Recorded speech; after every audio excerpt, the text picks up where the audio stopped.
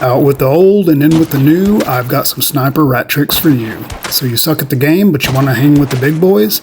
Don't worry, so did I, but I didn't let that stop me at my dream of being a sweaty-ass 6-star.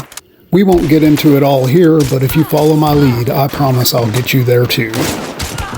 After the update, pretty much any scoped weapon will work because you can hit all headshots at all ranges, and that's going to be primarily what we're going for. But you also want to bring in some stealth options like the Bornheim or the Silence the Gaunt so that you can take out the AI silently. Stealth is one of the 4 cornerstones of being a good sniper, with the other 3 being mobility, map knowledge, and patience.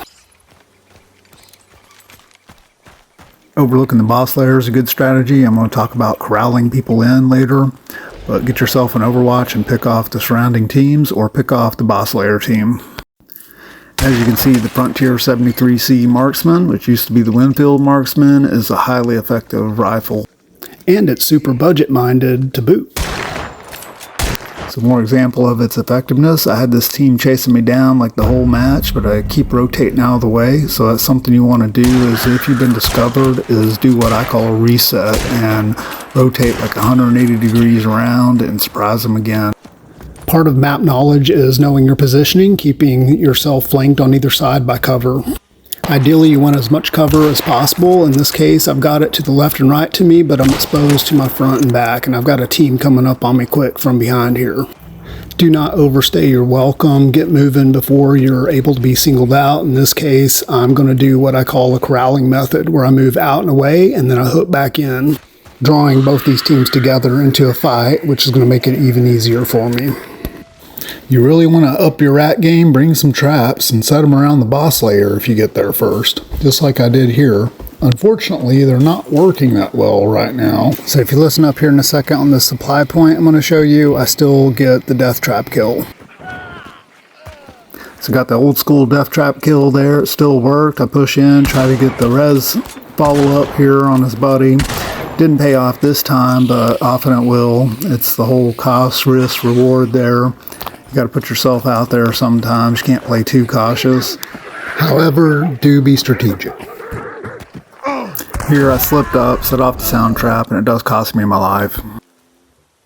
So this one trick here, not that one, but the follow-up to it will nab you a lot of extra kills if you have some patience. So again, patience being one of the cornerstones of sniping, at least in my opinion. What we're doing here though is we want to lure his buddy into a false sense of security and then take our shot. You'd actually be surprised at how often this works. This is in a higher MMR bracket, and it works even on them. If you have some patience, people just assume you moved on, and they'll risk the res for their buddy. I've cut out a little bit of this play here, so this is probably a couple of minutes longer than it actually looks. But bam, got you one dead-ass 6-star. So explosives are very important as well. I will talk about those a little more later. Just don't do that.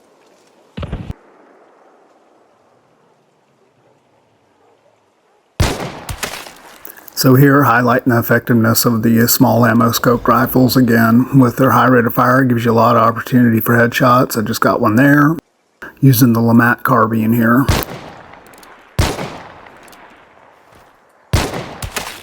So before the update, you typically wanted to take the long ammo because it was the only thing that could reach out and do headshots even, but now even the small ammo is a viable option for all range headshots.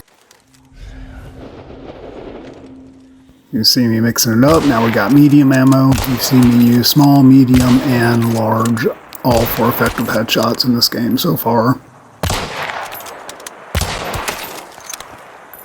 So if you've not mastered the headshot yet, then you might want to take long ammo because that's its primary benefit is for the double tap to take an enemy out. But otherwise, we're going for headshots 90% of the time. So I want to talk a little bit about the corralling method and how you want to move across the map. So the best thing to do is not rush as a sniper. You want to stop, look, and listen, which is an actual military tactic. You want to listen for where the teams are at. A lot of times you can tell how many teams are fighting. A couple are engaging. Then you know you've got 2 teams accounted for. And then keep yourself always on the outside edge of that so that you can escape. You don't want to get pinched. Even the devs have now pointed out in their little tips between the matches that listen for teams fighting, and then as a solo sniper, you can move in and try to pick people off. It's a highly effective strategy. I was doing well before they pointed that out to everybody. A lot of times at a certain point in the match, you can pretty much have every team tracked in your head where they're at, so try to pay attention to all that, and you can move around relatively safely. So that's a pretty sloppy play. I was going for the headshot, didn't get it, and 3 hits did not take him down. Coming up here is an example of how to use an explosive to make an escape. And I get the kill in this case, but you don't always have to. You just want to create some distance, and that way you can get away. Also note the effective use of cover to make my escape, not just here, but in the previous clips as well. If you think you're cornered and you want to be a true sweat lord, then use that dynamite to take yourself out, or even better yet, take some concertina wire and it will block any shots that they try to take before you kill yourself. So here I was trying to set myself up some protection in case I get flanked, but this person gets close to me, so I try to use the dynamite to take them out. However, that was not the plan. I was setting myself up a little sniper nest with protection there.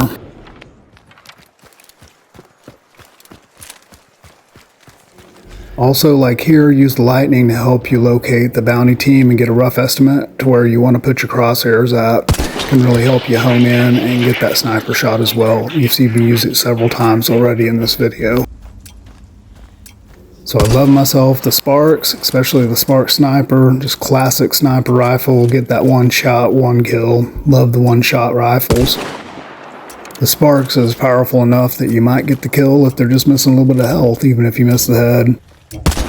Here, what I'm doing, it's another little small strategy, but while you're sitting to extract, go ahead and play around with your weapons, the rate of fire, but now with the bullet drop, you can try to get a feel for that as well while you're waiting to extract.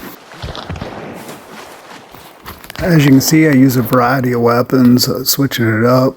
Variety is the spice of life. Get a sloppy kill here with the Krag. There, I shoot through the object. It looks like if I didn't have the Krag equipped, I probably wouldn't have got that one with the small ammo. Now here what I'm doing, this compound is well guarded, no good lines of sight, but I want to get in there and get me a kill, even though I am playing as a sniper. But I waited for 2 teams to keep each other busy, and I sneak in, bam, get me a headshot right there. A lot of times in the confusion, the teams won't even realize that you're solo, so that's why that's a really good strategy. You'll see other people using it. They'll wait for the fog of battle, and they'll get in there and mix it up. Well, that's about all the tips for today. I don't really have any more kills here. I'm just kind of showing off the map, this beautiful area here. Final thoughts though. Everything starts with your loadout. Pick it wisely. Make sure everything makes sense. I usually go with a silenced option to be able to move around the map silently. If you have a single shot sniper rifle, you want to pick yourself like a pistol or something where you can try to get that follow-up round if you don't get the headshot, and you might still get the kill. One of my favorite loadouts though is to use a multi-shot sniper rifle and then to get quartermaster and to dual wield pistols. That way you've got a healthy ammo pool to move through the AI, especially with the dual silence Nagants. Back in the day, they kind of nerfed the ammo, but you would also go with the poison ammo and you'd be able to melt through pretty much all the AI. Also a good combo with like the Sparks would be like the New Army or the Officer. Or experiment, have a little fun, and use the drilling or the Winfield with quartermaster and the Spark rifle. Standard for me is usually take a box of ammo, a stamina shot, and explosive of some sort along with my vitality shot, but you can mix it up a bit, just include an explosive. Pretty standard for me is to also take a spear, health kit, and the death traps, but now if they're not working well, you can switch it up a bit. Next, you want to think about traits in addition to your equipment. Some traits don't make sense with certain equipment combos, but if you're using a multi-shot sniper rifle, always take Scopesmith. Then after that, what I'd go for is mobility traits. I don't care what people say, but Greyhound is essential for a sniper build because it's always on hand. A stamina shot's going to run out as soon as you need it. And Pack Mule is also an excellent addition, but go against your gut instincts because the health traits are actually some of the least beneficial in a solo sniper build if you're doing it right. You shouldn't even be needing health that often. And if all else fails, jump off a cliff like I did there if you're cornered and rob the kill from them.